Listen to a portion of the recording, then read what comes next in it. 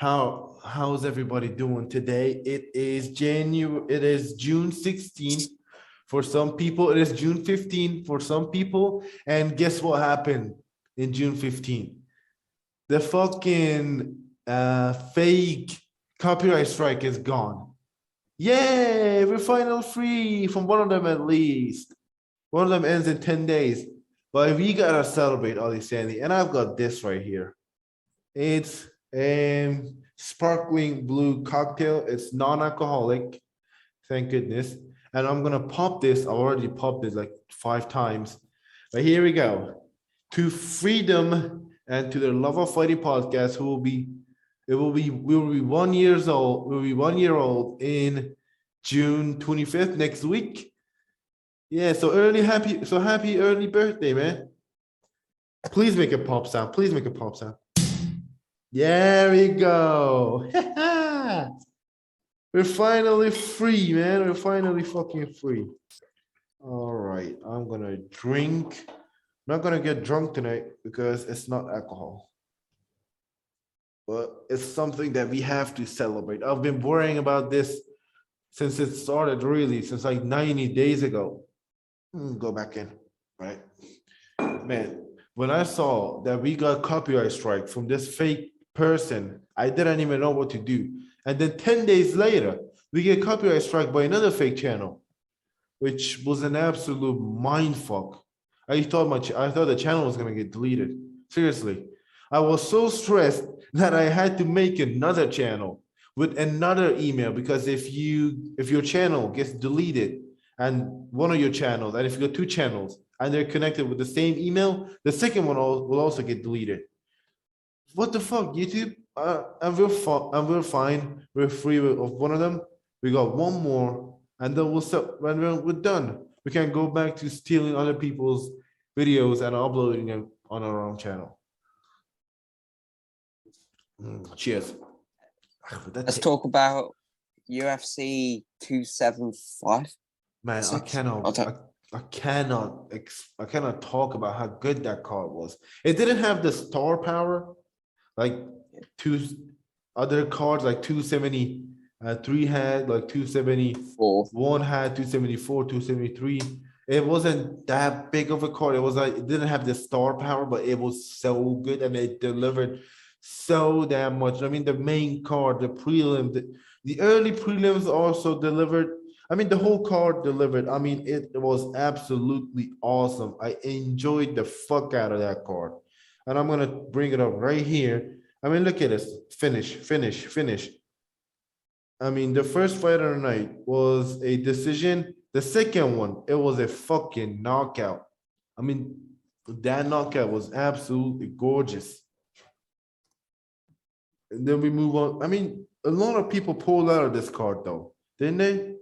Like, we had, like, early prelims was only like 2 fights.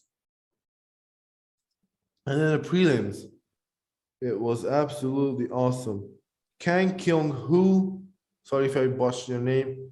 He came back after a couple years off. He got the win. Brendan Allen and Jacob Malkoun. Do you agree with the decision?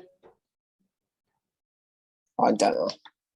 I mean, I kind of do and I don't. Because for the majority of the fight, Malkoun was on top. But he was not doing damage. He was not doing as much damage as you should do. I mean, when you get on top control, when you are on top, you should land some ground and pounds, like, just to be sure, just to, be safe. Yeah, you should land some ground and pound, and you cannot just lay and pray.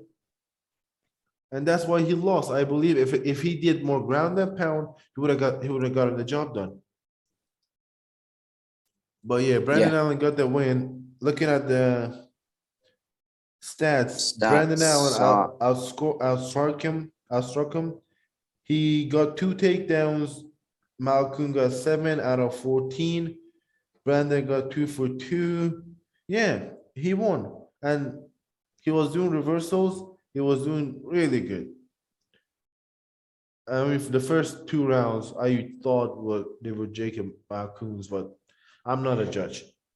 And then Mahashate versus Steve Garcia. That knockout was Crazy.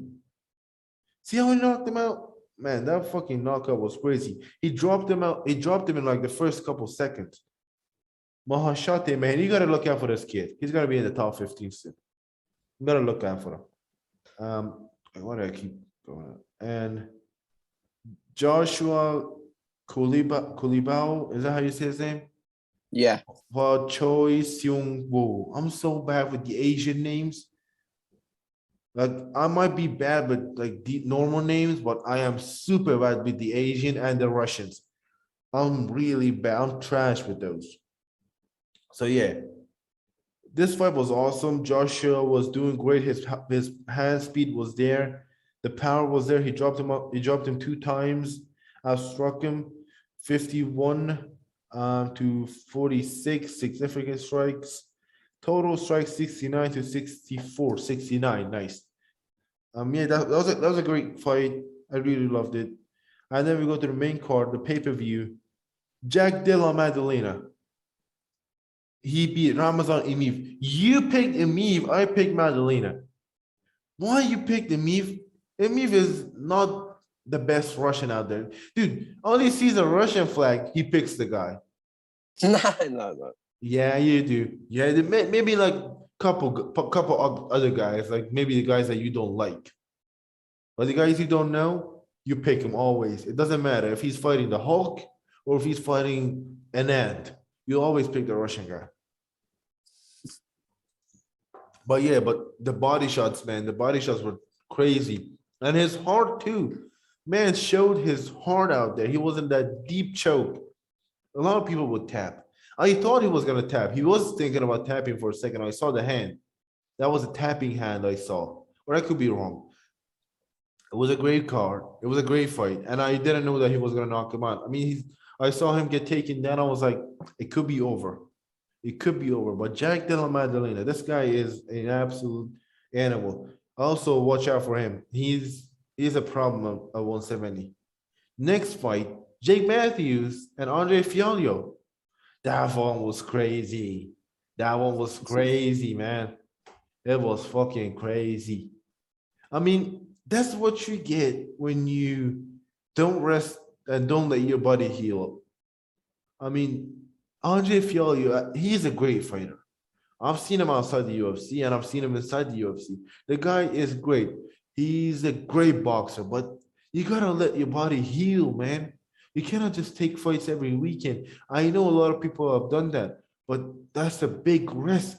And Jake Matthews looked phenomenal. He looked like he was in the Matrix. His hands were looking crisp.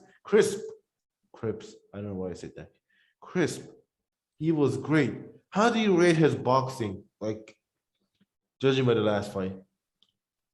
Yeah, it looked crisp. It didn't look like, even though it said he landed 52% of his shots, it looked like it landed every single one. Yeah, like second round, he was just hurting Fialho. He was hurting him. Like he would land the big shots, boom, Fialho's doing the chicken dance. Boom, chicken dance. Boom, chicken dance. And he ultimately put him away. I thought Fialho was gonna win, but I'm glad Jake Matthews won. I like Jake Matthews. The guy is an absolutely great boxer. And yeah. Next one is, which one was it? The next one was Joanna Jędrzejczyk and Zhang Weili. First of all, congratulations to Joanna on a great career and happy retirement. She will always be the strawberry queen, even though she lost. She will always be the strawberry queen for me, and she's in that Mount Rushmore thing with the female MMA fighters. Along, hey, give me that. Give me your Mount Rushmore of female MMA. Who would you put on there? Nunes, Joanna, Valentino, Ronda Rousey, I guess. She started it. Yeah, I'll go with Ronda Rousey, Joanna, Amanda Nunes, and Valentina. Is it supposed to be like 4 hits? I don't know. I'm not American. It might be 5. If it's 5, then I might add Chris Cyborg. I'd add If Holly it's Holm. I if just it's think. 4, then no, Chris Cyborg. If it's 5, yeah, Chris Cyborg.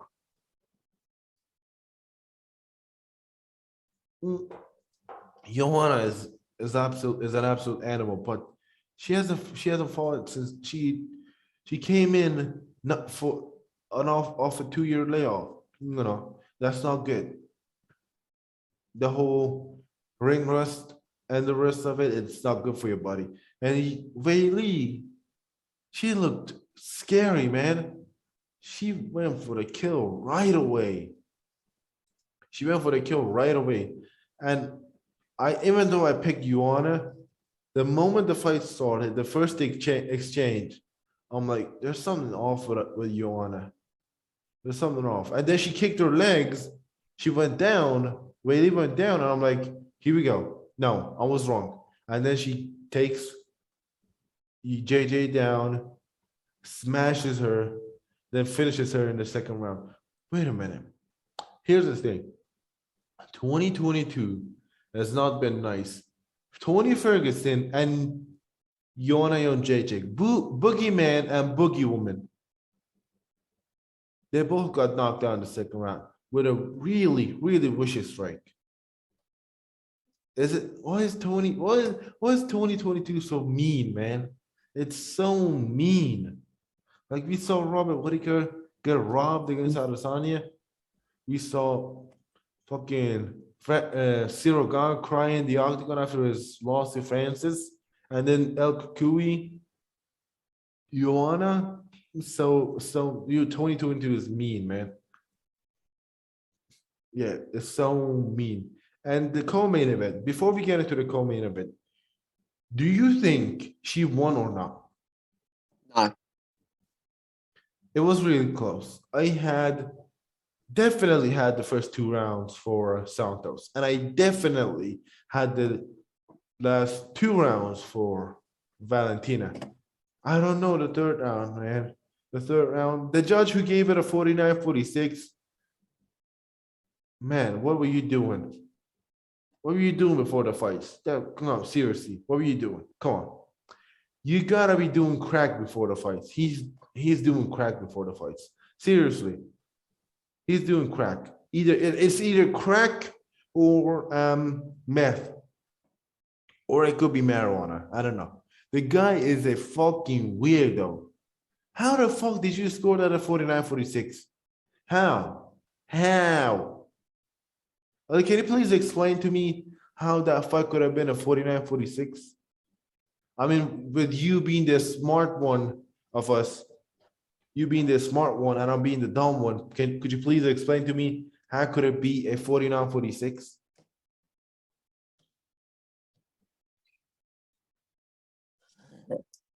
Look, even the smart guy can't figure it out. Seriously, how did you fucking give it a 49-46? Do you know how? You should not judge MMA. You should come to my house. No, seriously, you should come to my house and judge me thumb wrestling myself. Seriously. I do this sometimes with myself. You should judge me thumb wrestling myself. Seriously. This dude is a fucking weirdo. He should get fired, man. You don't deserve this job. But speaking of the fights, I don't know. I feel like it was such a close fight. Maybe there was something there that Valentina maybe showed something that Valentina was better. I don't know. But Valentina came out and said she was injured before the fight. She had a foot injury. I don't know. But she looked pretty bouncy to me. I didn't see no injury. But who knows? Again, it was a tough fight. Do you think Santos deserves an immediate rematch? I think so, but they're not going to give it to her. She deserves it. Who has done that to Valentina since her fight with Amanda Nunes? Who? Nobody. No fucking body. Who's done that to Valentina Shevchenko? Nobody. Nobody's done that. And it was a very close fight. I had it I mean, unofficially, I had it 3-2 for Santos. I mean, I was like, Valentina, please, you gotta knock her out. You gotta knock her out. You gotta get a finish. And then when they were reading the decision, I'm like, please be Valentina. Please be Valentina. Please be Valentina. And then she got the win. I'm like, even though it wasn't the best decision, she got the job done. And yeah, I think we might not see Valentina at 135. Do you think she will move up to 135 after the rematch of Nunes and Pena? I don't know. We'll see what happens. I mean, she's been saying it. What if I'm sorry, Amanda wins? I don't know if she's gonna do it. I don't know. I'm not confident that she will do it. And the main event, 3 fights in. Yuri Prohaska comes in, knocks Volkanovski out, knocks out Dominic Reyes, challenges for the light heavyweight belt, submits Glover Teixeira. 28 seconds left in the 5th round in a fight that he was losing.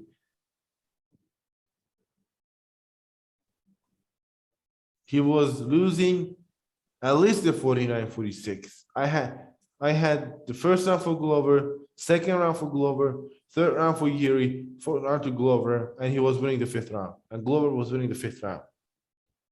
And he comes in and he rear naked chokes Glover Teixeira. Glover fucking Teixeira. He chokes out Glover Teixeira. And here's the interesting part. That was the first submission loss of Glover's career. He's never been submitted before. And that was Yuri's 3rd submission win. How crazy is that?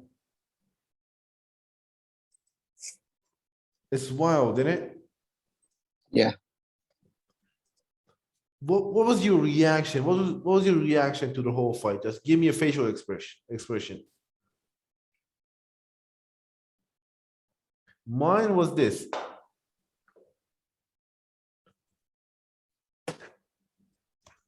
I was getting mad and happy at the same time. Like, I'm a big Yuri Prohaska fan, to be honest. I love Glover, but I love Yuri as well. I mean, yeah, I knew Yuri was going to get it done. And I'm not gonna say it on the show, but you know what I told you. Like, yeah. The face plant and shit, face on the canvas and shit. Call me Jesus.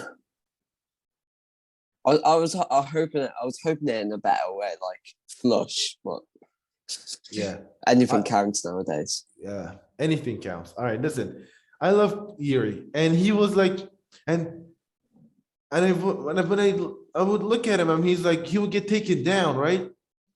And then he would get back up. He would get back up. I'm like, all right, now he's gonna stand up, do something, and knock Glover out. And then boom, he will continue to the ground. He will get on top. I'm like, Jesus, Yuri, you're either the dumbest or the smartest person in the world. And turns out he was the smartest. Yeah, I think, I'm not saying this in a horrible way, but I don't think Glover Teixeira is 42 and he's took a lot of damage in that fight. That's going to affect him for his next fight. That's not hate at all. That's absolutely right. You cannot take that much damage and get away with it, man. Especially being 42. I mean, Glover is a young 42. He's like maybe he's like 35. And realistically, he's like 35. But 42 years old, the damage that he took, that was absolutely scary. And here's the thing. I've noticed something about these people, like Conor McGregor, for example. He's a knockout artist. Before the second Dustin Poirier fight, he's never been knocked out in MMA. And then he fights Dustin Poirier and he gets knocked out. He got finished in his own style. That means he's not in his prime. Same thing with Glover. He got choked out. He lost in his own dimension. He got choked and he got beat in grappling. Even though he was doing great, he got beat in grappling, which is something that you might consider, the prime, he might be over the mountain. Even though he beat Jan and he was beating Yuri, it doesn't matter. He got finished. Man, I'm drinking a All right, lot tonight. I'm dehydrated as fuck. let's wrap up. What do you mean? Let's wrap up. We Because still the got. 40-minute thing, we don't want it to cut off. I haven't even gotten the fucking notification thing. We're doing a fucking preview of the next of these four motherfuckers. Yeah, because I don't know if I'm gonna be able to record on Saturday because I'm going to the gym again. Yeah. And guess what? Exams, the finals end Saturday. I'm fucking done. But I might go back to school in September because I'm gonna fail at one or two at least. But here we go. KATTAR, EMMETT. Prediction and breakdown. You go first. KATTAR, Emmett's going to panic shoot. KATTAR's going to knock him out for this round 2. I feel like KATTAR, he needs to get away. Even though he's got a great chin, he needs to stay away a little bit from Josh Emmett's right hand. Grappling department, I know Josh Emmett is a great wrestler. It's gonna be pretty even. In the striking, Calvin KATTAR is 100% better in boxing than Josh Emmett. He's 100% better, and I see Calvin getting the job done. Maybe a late finish, but yeah, Calvin, he needs to kick the legs, stay away, outbox them, not get into heavy exchanges, and get the win. And for the co-main event, I'll just say, guys, let's just enjoy the fights. Enjoy it because it's gonna be their last fight, both of them. Cowboy, especially Cowboy, if he loses, he's gonna retire. 100%. If Cowboy loses right there, he should retire. He will retire. If Joe Lozon loses, he will 100% retire. I feel like if Cowboy wins, he might retire after a win as well. Maybe he might retire after a win. Who knows? Do you think he will retire if he wins? If Cowboy wins? No, I think he's gonna have a fight after. I mean, I'm not sure if I want to see Cowboy get knocked out again in the cage. I just got the notification, 10 minutes notification. All right, we gotta wrap up soon. Yeah, and hear me out. The winner of the main event gets a title shot. Agree or disagree? Disagree. Why? Who's next? Yuri Rodriguez was Ortega winner. I disagree. I disagree with you on that one because if Brian wins, he's gonna be 2-2 in his last 4. If Yair loses, if Yair wins, that's gonna be his only win in a long time, like 3 years. 3 years, 3 and something half years, maybe. I don't know. I don't know how long he was off the game. But yeah, I feel like this fight is the #1 contender fight after Max Holloway. And guess what? We're only 2 weeks away from 276, is it? 6. Is it 2 weeks or they're taking some time off? They might take some time off after these 2. Yeah, I think they are. I think it's 3 weeks. Oh God, if they take times off, I will kick the shit out of UFC. Weekends like UFC is like spending a weekend in fucking hell. No, they're not. They're not taking a week. They're not taking a week off. So it's like 3 weeks, 2-3 weeks. Depends on where you live. 2 weeks. In 2 weeks, we will see if Max Holloway can beat Alex Volkanovski, or if Alex can get it done. All right, until then, subscribe, like, share, subscribe to the second channel. The link is in the description down below. And yeah, fuck whoever tried to get our channel deleted. Fuck you, fuck your family, fuck your life. I hope you die. Seriously, and I'm not joking. I hope you fucking die. Because we're an up-and-coming channel, an up-and-coming podcast, and you do that shit to us, you deserve to fucking die. See you all later. Fuck all the haters. Love every single one of the fans.